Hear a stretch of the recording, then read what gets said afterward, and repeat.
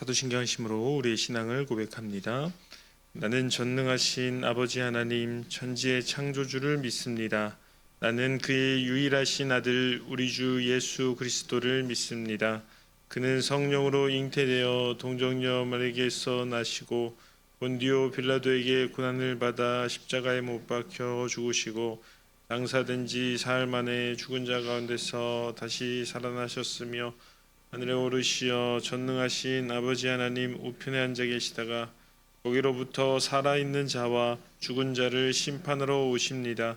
나는 성령을 믿으며 거룩한 공교회와 성도의 교제와 죄를 용서받는 것과 몸의 부활과 영생을 믿습니다. 아멘. 찬송가 324장 예수 나를 오라 하네 함께 찬양하겠습니다.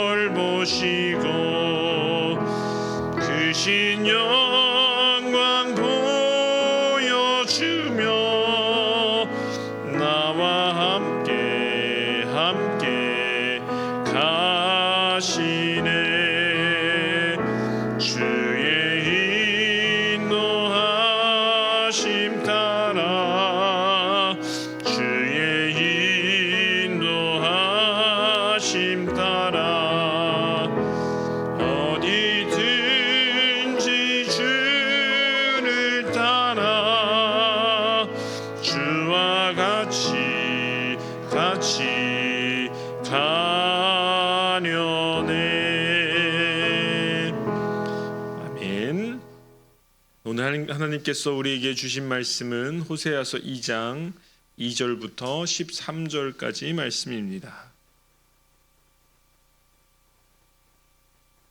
호세아서 2장 2절부터 13절까지 말씀입니다. 한 절씩 교독하신 후에 마지막 절은 합독하도록 하겠습니다.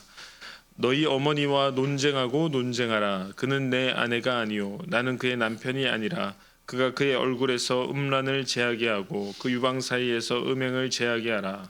그렇지 아니하면 내가 그를 벌거벗겨서 그 나던 날과 같게 할 것이요 그로 광야같이 되게 하며 마른 땅같이 되게 하여 목말라 죽게 할 것이며 내가 그의 자녀를 긍휼히 여기지 아니하리니 이는 그들이 음란한 자식들임이니라.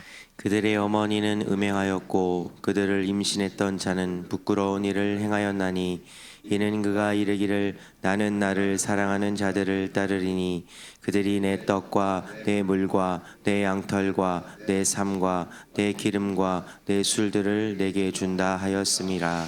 그러므로 내가 가시로 그 길을 막으며 담을 쌓아 그로 그 길을 찾지 못하게 하리니 그가 그 사랑하는 자를 따라갈지라도 미치지 못하며 그들을 찾을지라도 만나지 못할 것이라. 그제야 그가 이르기를 내가 본 남편에게로 돌아가리니 그때 내 형편이 지금보다 나았음이라 하리라. 곡식과 새 포도주와 기름은 내가 그에게 준 것이요 그들이 바알을 위하여 쓴 은과 금도 내가 그에게 더하여 준 것이거늘 그가 알지 못하도다. 그러므로 내가 내 곡식을 그것이 익을 계절에 도로 찾으며 내가 내 새 포도주를 그것이 맛들기 시기에 도로 찾을 것이며 또 그들의 벌거벗은 몸을 가릴 내 양털과 내 삶을 빼앗으리라. 이제 내가 그 수치를 그 사랑하는 자의 눈앞에 드러내리니 그를 내 손에서 건져낼 사람이 없으리라. 내가 그의 모든 희락과 절기와 월삭과 안식일과 모든 명절을 폐하겠고 그가 전에 이르기를 이것은 나를 사랑하는 자들이 내게 준 값이라 하던 그 포도나무와 무화과 나무를 거칠게 하여 수풀이 되게 하며 들짐승에게 먹게 하리라. 그가 귀고리와 폐물로 장식하고 그가 사랑하는 자를 따라가서 나를 잊어버리고 향을 살라 바알들을 섬긴 시일대로 내가 그에게 벌을 주리라. 여호와의 말씀이니라. 아멘. 기도하겠습니다. 좋으신 아버지 하나님 은혜를 감사합니다. 지난 간밤에도 저희들을 주님 품 안에서 편히 쉬게 해주시고 또 이 새벽에도 저희들을 주 앞에 불러주심을 감사합니다. 오늘도 저희들에게 새날 주시고 또 생명 주시고 건강 주셨는데 이 한 날도 주님과 더불어 동행하게 하시고 주를 기쁘시게 하는 한 날 되게 하여 주옵소서. 이 새벽에도 주님께 일천 번째 예물을 드립니다. 믿음으로 또 순종으로 감사로 드리는 예물을 주님께서 기뻐 받으시며 약속하신 하늘의 복과 땅의 복으로 충만하게 채워 주옵소서. 주의 은혜로 종의 가정들을 형통케 해주시며 그 자녀들을 축복하여 주옵소서. 예수님의 이름으로 축복하며 기도하옵나이다. 아멘. 이 새벽에도 주의 은혜와 축복이 함께 하시기를 축원합니다. 이제 어제 1장의 말씀에서는 하나님께서 이제 이스라엘 백성들에게 전할 메시지를 위해서 이제 사전적인 준비를 하는 모습입니다. 그래서 이제 호세아로 하여금 이제 음란한 여인과 결혼하게 만들고 그리고 이제 그 사이에서 자녀를 갖고 그 이름을 짓는 얘기들을 합니다. 이제 요 내용이 이제 이후에 나오는 이제 메시지의 하나의 뭐랄까 백그라운드가 되는 것이죠. 요 관계를 가지고 이후에 이제 하나님의 마음을 얘기하는 것이죠. 오늘 말씀에는 이제 이런 배경을 바탕으로 해서 이제 첫 번째 하나님께서 이스라엘 백성들에 지적하는 것이 이제 우상 숭배에 대한 것이죠. 자, 2절 말씀 한번 보십시오. 너희 어머니와 논쟁하고 논쟁하라. 여기서 말하는 너희 어머니는 이제 이스라엘 나라 전체 그 나라를 대상으로 말하는 것이고 자녀들은 그 백성들을 비유하는 것이다. 이제 이렇게 생각하시면 좋겠습니다. 그래서 너희 어머니와 논쟁하고 논쟁하라. 그는 내 아내가 아니요 나는 그의 남편이 아니라 그가 그의 얼굴에서 음란을 제거하게 하고 구배영 사이에 음란을 제거하게 하라. 그러니까는 하나님께서는 그 이스라엘 백성들이 우상 숭배하는 것이 어떤 것을 의미하는가 하는 것을 설명하기 위해서 부부 관계에다가 비유를 하신 겁니다. 그래서 이제 성경에 보면 하나님을 남편으로, 우리를 이제 아내로 구약 성경에서 비유했고, 신약 성경에 와서는 예수님을 신부로, 우리 교회를 예수님을 신랑으로, 교회를 신부로 이렇게 이제 비유를 했습니다. 그래서 이 가정이라는 틀은 하나님께서 우리에게 하나님의 뜻을 전하기 위한 계시의 도구예요. 계시의 도구입니다. 그런데 이제 현대 사회에서 이 가정이라는 기본 골격이 무너지는 거예요. 여기에는 영적인 아주 중요한 공격이 있는 것입니다. 이 계시의 틀이 깨져버리면 하나님의 마음을 우리에게 전달하는 수단을 잊어버리게 되는 거예요. 그래서 마귀가 우리를 공격하는 방법이 여러 가지가 있는데 그 중에 하나가 바로 이 틀을 깨려고 하는 것입니다. 그래서 이제 건강한 부부 관계를 가져야 이 말씀이 무슨 말씀인지를 훨씬 더 우리가 가슴 깊게 느낄 수 있어요. 그러니까 이스라엘 백성들이 우상 숭배하는 것이 하나님 입장에서 봤을 때 어떤 것이냐? 그거는 마치 자기 배우자가 바람을 피는 것과 똑같은 거예요. 이제 그런 것에다가 이제 우상 숭배를 여기다가 주님이 이제 비유해서 얘기를 하신 것입니다. 그러면서 이제 우상 숭배를 제거하라 이렇게 말하는 것이죠. 3절에 가시면 그렇지 아니하면 거죠. 우상 숭배를 그들이 고치지 않으면 그러면은 하나님께서 내가 그를 벌거벗겨서 그 나던 날과 같게 할 것이고 그를 광야같이 되게 하며 마른 땅같이 되게 하며 목말라 죽게 할 것이다. 이게 이제 구체적으로 이스라엘 역사에서 어떻게 나타납니까? 나라가 망한 거예요. 나라가 망해서 바벨론이라는 나라에 이제 70년 동안 그들이 포로 생활을 한 것이죠. 그리고 이제 이스라엘 나라가 경제적으로 피폐하게 된 것입니다. 이게 이제 이스라엘 백성들의 시련과 혼란의 원인인 것입니다. 이제 이 부분을 이제 잘 강조하신 분이 사실은 조영기 목사님이에요. 조영기 목사님이 초창기에 이제 그가 교회를 개척해서 말씀을 전할 때에 삶의 현장에서 부딪힌 문제가 이 문제였습니다. 그러니까 예수 믿으라고 이제 복음을 전하니까 이제 그 당시에 우리나라는 6.25가 끝난 지 얼마 안 돼서 경제적으로 굉장히 어려울 때인 거예요. 그러니까 사람이 그거예요. 예수 믿고 천국 가는 것은 나중 문제고 당장 나는 내가 지금 먹고 살 것도 없다는 거예요. 지금 당장 내가 먹고 살 게 없어서 죽을 맛이다. 그러니까 차라리 지옥 가도 좋으니까 먹을 거 내달라. 이런 식으로 이제 그 반박을 하는 거예요. 거기에 대해서 조영기 목사님이 굉장히 고민을 많이 했습니다. 내가 전하는 복음과 그 다음에 지금 이들이 겪고 있는 경제적인 어려움과 무슨 관계가 있는가? 복음이 이 먹고 사는 문제와는 아무 관계가 없는 것인가? 이것이 조영기 목사님의 고민의 시작이었어요. 그리고 이제 이런 것들 때문에 이제 그분이 성경을 읽으면서 이제 나름대로 깨닫게 된 것을 정리한 게 소위 말하는 이제 그분이 내 영혼이 잘 된 것 같이 내가 범사에 잘 되고 강건하기를 바란다는 이 구절에, 물론 이제 주석학적으로는 그 구절을 그렇게 해석하면 안 됩니다. 그러니까 조영기 목사님이 요한 3서 2절을 해석한 것은 주석학적으로는 틀리신 거예요. 그러나 그분이 그 구절을 인용해서 그분의 나름대로 신학을 담은 것이 뭐냐면은 우리가 경제적인 어려움이 온 이유가 뭐냐는 것은 영적인 원인이 있다고 본 거죠. 그리고 이 영적인 문제가 해결되면은 그러면은 경제적인 풍요도 다시 회복될 것이라는 것이 그분이 가지고 있는 신학의 기본적인 논리예요. 그런데 이제 이것이 이제 부흥사들에 의해서 전파되면서 단순히 예수 믿으면 복 받는다 이런 어떤 약간 변질된 신학으로 이제 인식이 된 것이 문제입니다. 그런데 조영기 목사님이 그분이 이제 처음에 발견한 진리가 바로 그거예요. 왜 우리나라가 경제적으로 어려운가? 왜 경제적인 핍박과 어려움이 있는가? 이것을 더 근본적인 것을 영적인 문제로 본 것입니다. 그래서 이 영적인 문제가 원인이 돼서 우리가 경제적인 어려움을 겪은 거예요. 그러면 이 경제적인 어려움을 해결하려면 뭘 해결해야 돼요? 영적인 문제를 해결해야 되는 거예요. 그래서 영혼이 잘 되는 것이 필요하고 영혼이 잘 되면 범사가 잘 된다. 이게 이제 그분이 가지고 있는 신학의 논리인 것이죠. 그런데 이제 그 내용이 여기에 잘 적용이 되는 거예요. 자, 다시 한번 3절 보십시오. 이제 3절을 보면 하나님이 그들을 벗기고 그 나던 날과 같게 할 것이요. 우리가 태어날 때 뭐예요? 빈손으로 왔잖아요. 예, 벌거벗은 몸으로 온 것입니다. 그러니까 하나님께서 그들에게 이런 시련을 준다는 거예요. 그래서 그 벌거벗은 것처럼 돌아가게 할 것이고, 그로 광야같이 되게 하고 마른 땅같이 되게 하고 목말라 죽게 할 것이라는 거예요.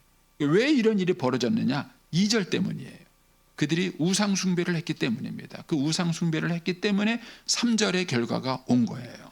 자, 이제 같은 논리로 이제 5절을 가서 보십시오. 5절을 보시면 그들의 어머니는 음행하고 그들을 임신했던 자는 부끄러운 일을 향하느니 이는 그가 이르기를 나는 나를 사랑하는 자를 따르리니. 그러니까 이제 이스라엘 백성들이 우상 숭배를 따르는 걸 말하는 거죠. 나는 나를 사랑하는 자를 따르리니 그들이 내 떡과 내 물과 내 양털과 내 삶과 내 기름과 내 술들을 내게 준다.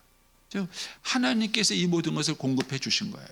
근데 그들은 하나님이 공급했다는 걸 인정하지 않고 이것이 우상이 줬다고 생각하는 거예요. 이스라엘 시대로 바로 적용시키면은 바알이 이것을 줬다고 그들이 생각을 한 거예요. 그러니까 하나님의 공급을 그들이 인정하지 않은 것입니다. 여기에서 이제 문제가 생겨요.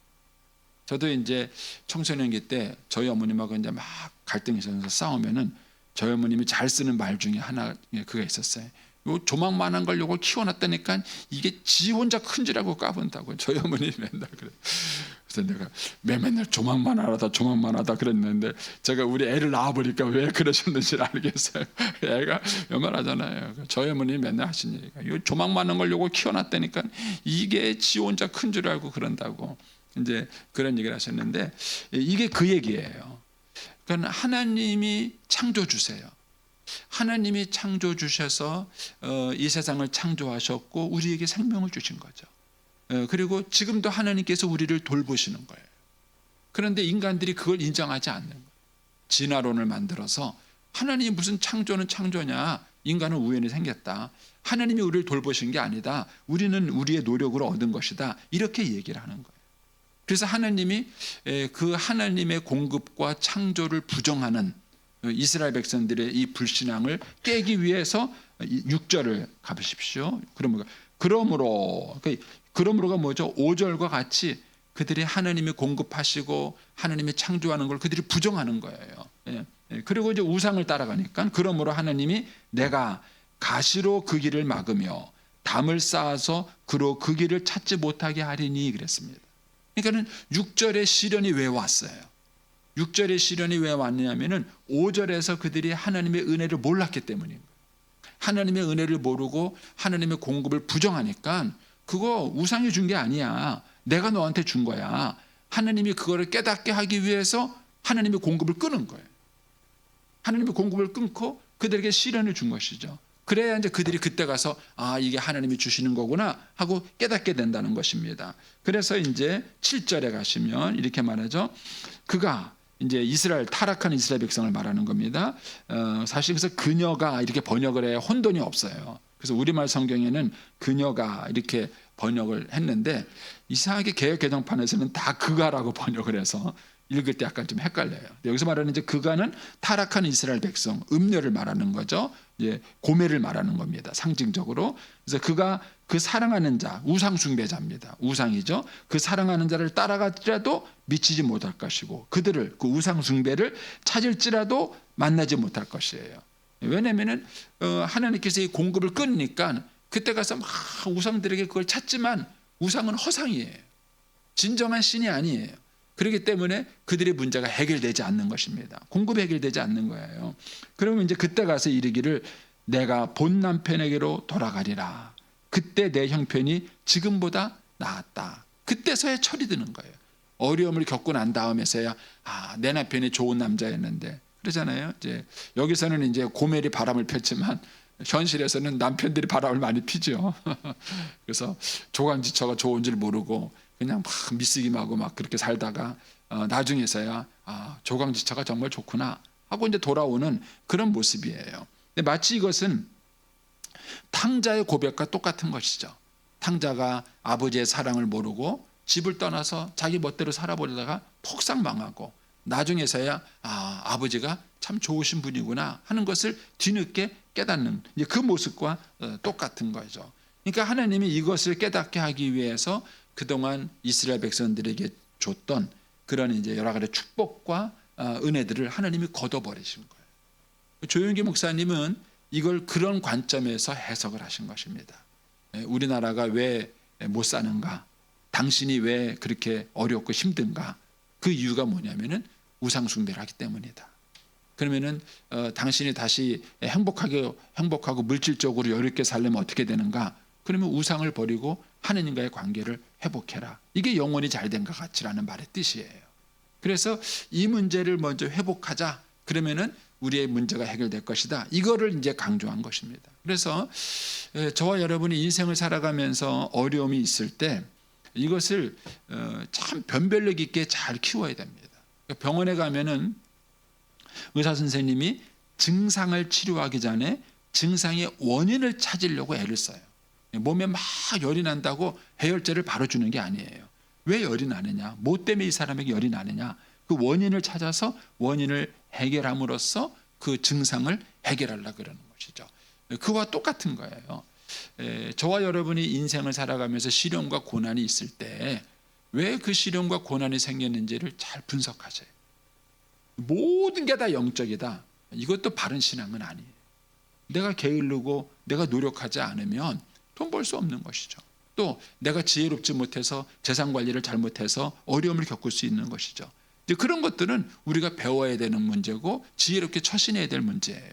그러나 우리의 인생에 다가오는 문제 가운데는 다 그렇게 경제적인 문제, 사회학적인 문제 그런 걸로만 다루는 것이 아니에요.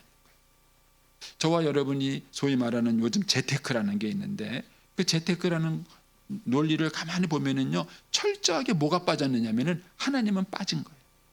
인간의 방법으로 재산을 잘 관리하고 주식을 투자하고 막 이렇게 해서 내 재산을 불리고 이렇게 하면은 재산이 늘어날 수 있다고 생각하는 겁니다. 그러니까 그런 방법도 일부는 맞아요. 그렇게 해서 재산 관리를 잘 해야 되는 것이 필요해요. 그러나 그 이전에 더 중요한 것은 뭐냐면 하나님과 나와의 관계. 신앙인에게는 이런 영적 관점을 가질 수 있는 눈이 필요한 거예요.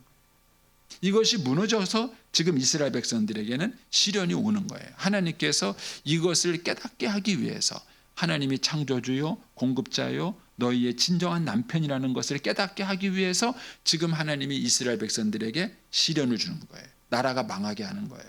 이제 그 얘기를 지금 이 가정에서 부부관계를 가지고 지금 하나님이 설명을 여기다 하는 것입니다. 자, 그래서 8절 말씀 가서 보시면 이렇게 하죠.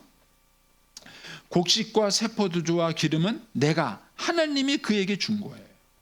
또 심지어는 그들이 바알에게 쓰는 은금, 우상 숭배를 하기 위해서 쓰는 그 돈, 그것도 누가 준 거예요? 하나님이 주신 거예요. 그런데 그들은 뭐예요? 그거를 알지 못했어요. 알지 못했어요. 그러므로 6절에 뭐냐면은 그러므로 내가 주어를 보세요. 내 곡식, 그 다음에 내 세포도주, 그 다음에 뒷부분에 가서 내 양털, 내 삶, 즉 다 하나님의 거예요. 하나님이 그들에게 주신 것이고 하나님이 그들에게 공급하신 거예요. 그러니까 이 모든 것들을 하나님이 어떻게 한다? 다시 9절에 보시면 그러므로 내가 내 곡식을 그것이 익을 계절에 도로 찾을 것이며 농사가 안 되는 거예요. 내가 세포도주를 그것이 맛들기 전에 도로 찾을 것이며 곡식이 익기 전에 떨어지는 거예요. 또 그들의 벌거벗은 몸을 가릴 내 양털과 내 삶을 빼앗으리라. 하나님께서 그들에게 경제적인 궁핍을 주는 거예요. 환경에 어려움을 주는 거예요. 그런데 이제 이런 어려움을 주신 목적은 뭐냐? 그들이 우상 숭배를 깨닫고 돌아오게 되기를 원하시는 거예요. 이것 때문에 그런 징계를 주시는 거예요. 그래서 10절에 가면은 이제 내가 그 수치를 그 사랑하는 자 앞에서 드러낼 거예요. 나라가 망해서 바벨론의 포로로 끌려가는 거예요. 그것을 막을 사람이 아무도 없습니다. 그러니까 이제 10절부터 이제 계속 11절부터 내려가는 13절까지는 다 이 징계에 대한 내용이에요. 근데 이런 모든 징계에 대한 내용은 뭐냐 하면은 이들이 하나님이 공급자라는 것, 하나님이 창조주라는 것, 하나님이야말로 진짜 나를 사랑하시는 분이고 내 진정한 내 남편이라는 것, 이것을 그들이 잊었기 때문인 것입니다. 이게 가장 기본적인 베이직입니다. 가장 기본적인 베이직입니다. 그래서 저와 여러분이 인생과 삶을 영적인 시각에서 한번 검토해 볼 필요성이 있습니다. 그래서 내 영혼이 잘된 것 같이 내가 범사에 잘되고 강건하기를 내가 간구하노라 라는 이 얘기가 그런 의미로 설명을 한 것입니다. 우리가 먼저 하나님과 나와의 관계가 바로 서야 그 다음에 범사의 문제도 건강의 문제도 해결이 된다. 이 얘기가 이런 배경에서 나온 것입니다. 이제 여기서 이제 우리가 또 하나 이제 중요하게 이제 깨닫게 되는 것이 그겁니다. 자, 8절 말씀 가서 다시 보시면 곡식과 새 포도주와 기름을 내가 그에게 준 것이고 심지어는 그들이 바알에게 쓰는 은금과까지도 하느님이 그에게 준 것이거늘 그다음 뭐라고요? 그가 알지 못하도다. 하나님이 공급하신 걸 알지 못했어요. 알지 못하니까 당연히 뭘 못했냐면은 하나님께 감사하지 못했습니다. 여러분 이것이 감사의 중요성이에요. 여러분 감사가 얼마나 중요한가? 감사를 잃어버리거나 감사가 퇴색될 때가 관계가 무너지는 거예요. 여러분들은 이제 가까이서 이제 생각해 보세요. 부부가 서로에 대해서 감사하는가? 아내는 남편을 고맙게 생각. 어떻게 이런 남자가 나를 사랑하는가? 어떻게 이런 남자가 딴 데 눈 돌리지 않고 나만 사랑해 주는가? 이런 감사가 있는가요? 또 남편도 마찬가지예요. 아내가 나를 위해서 수고하는 것에 대한 감사가 있고 어떻게 이런 여자가 나랑 같이 살아가고 생활하는가? 이 감사가 있으면 부부관계가 행복한 거예요. 건강한 거예요. 그런데 부부관계에 금이 가기 시작하는 데가 언제냐면은 감사가 식을 때예요. 감사가 식어요. 그리고 이거보다 더 심각한 게 뭐냐면은 감사하지 않고 불평하고 원망할 때. 그러면 그 관계, 부부관계가 이미 위험 수위에 온 거예요. 이때 이거를 정리하셔야 돼요. 이걸 회복하지 못하면 그 다음에는 이혼하자 이렇게 되는 거예요. 자녀도 마찬가지입니다. 내 자녀가 건강하게 크는지 건강하게 크지 않은지가 영어가 몇 점이냐, 수학이 몇 점이냐, 반에서 몇 등 하느냐 그거 아니에요. 여러분 그게 내 자녀가 건강하게 키는 기준이 아니에요. 그거는 우리 아이들의 실력이 늘어날 뿐이에요. 실력이 늘어나는 것과 우리 아이들이 건강하게 바로 크는 것은 같은 개념이 아니에요. 그러니까 내 아이가 건강하게 크는지 안 크는지를 측정해 볼 수 있는 중요한 바로미터는 이 아이가 감사할 줄 아는 아이인가. 부모님께 감사하고 선생님께 감사하고 감사할 줄 아는 아이인가. 만약에 이 아이가 감사할 줄을 모르는 아이라면 반드시 그 아이가 언젠가 부모의 가슴에 칼을 박을 겁니다. 반드시 부모를 원망하게 돼 있어요. 원망하게 되고 불평하게 돼 있어요. 근데 아이가 걸핏하면 부모를 원망하고 불평한다면 심각한 관계가 있는 거예요. 이 문제를 어떻게 회복할 것인가. 근데 이게 하나님과 우리와의 관계도 마찬가지예요. 그러니까 저와 여러분의 신앙이 건강한지 건강하지 않은지를 측정해보는 바로미터가 감사가 살아있는가 하는 거죠. 여러분 감사가 살아있는 사람은요 시련과 환란이 와도 감사해요. 자, 대표적인 케이스가 다니엘이 하루에 세 번 기도하지 않습니까? 근데 이거를 모함하는 사람들이 기도하지 못하게 하려고 악법을 만들어요. 그런데 다니엘이 그것을 알고도 하나님께 기도해요. 그런데 그 기도의 내용이 뭐냐면은 감사였어요. 감사였어요. 그러니까 감사라는 것은 내가 뭘 받았을 때 하는 것도 기본적으로 중요해요. 뭘 받았을 때 그게 고마운 줄 아는 거예요. 그런데 받은 것을 고마운 줄 모르는 것부터가 문제죠. 당연한 거예요. 고마운 줄 모르고 당연한 거예요. 그때부터 이제 타락이 되는 것이죠.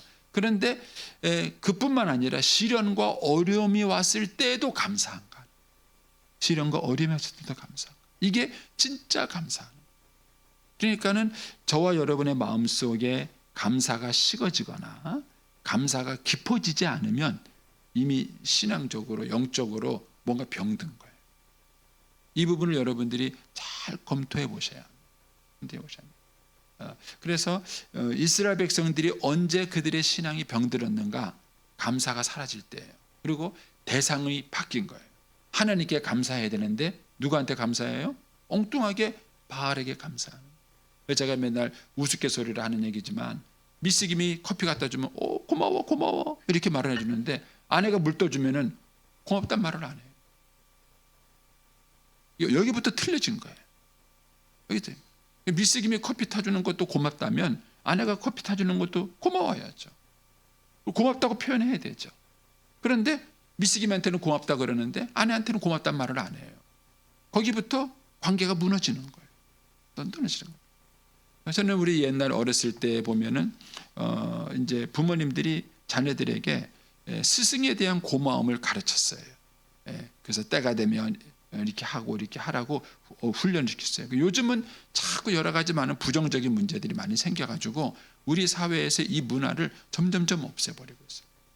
여러분, 이것이 앞으로 우리에게 큰 문제를 갖고 올 것입니다. 그래서 결국 이스라엘 백성들의 타락은 우상숭배지만 이 우상숭배가 되는 원인의 밑바닥에는 감사를 잃어버린 거예요. 하나님께 대한, 하나님이 우리의 창조주요, 우리의 공급자요, 지금도 우리를 지키시고 인도하시는 분이라는 것에 대한 감사를 잃어버린 거예요. 결국 이것이 그들의 신앙과 삶의 변질을 갖고 왔고, 그 신앙의 변질이 결국 뭐예요? 물질의 어려움을 갖고 왔고, 나중에는 나라까지 잃어버리는 결과를 가져온 것입니다. 이것이 지금 호세아서에서 흐르는 맥락인 것입니다. 그래서 이런 면에서 저와 여러분이 한번 우리의 신앙과 삶을 잘 점검해 보셔야 합니다. 하나님과 나와의 관계가 건강하게 살아있는가, 그리고 그 건강하게 살아있는지 살아있지 않은지를 측정해 보는 게 내가 감사가 있는가, 하나님께 감사, 하나님이 기쁜가. 이런 말씀 드려서 죄송하지만 저는 아내를 떠나고 난 다음에 불편한 게 많이 있어요. 그렇지만 참 제가 지금도 제가 감사한 게 뭐냐면은 하나님께 대한 원망은 없어요. 아내가 떠난 그 빈자리를 느낄 때마다 어떤 게 떠오르냐면은 지금까지 지켜준 하나님이 너무 감사. 이런 좋은 아내를 주신 게 너무 감사하고, 그 아내와 함께 참 이런 오랜 세월 동안 여러 가지 시련과 어려움을 같이 겪으면서 살아온 그 세월이 너무 감사, 너무 감사. 그래서 제가 신앙생활 잘하고 있다는 얘기 하는 거예요 지금. 여러분, 중요한 것은 뭐냐면 환경 때문이 아니에요. 저와 여러분의 그 관계가 살아있다면 시련 속에도 감사하는 거예요. 부부도 마찬가지죠. 부부가 어려울 때 서로 감사하고 고마워하고 서로를 격려하는 것입니다. 근데 어려움이 생기는데 너 때문이라고 그랬지, 네가 좀 잘해서 그러면 안 그렇다고, 너 안 그랬냐고. 만약에 부부관계가 그런 식이라면 이미 그 관계에 영적인 어려움이 있는 것입니다. 그래서 감사가 나와 하나님과의 관계, 나와 그 사람과의 관계가 건강한지 건강하지 않은지를 이렇게 측정해보는 바로미터가 되는 것입니다. 그래서 이 말씀을 가지고 한번 묵상해 보시고 오늘 한 날도 저와 여러분이 정말 영혼이 잘 돼서 범사가 잘 되고 강건한 한 날이 되시기를 축복합니다. 기도하겠습니다.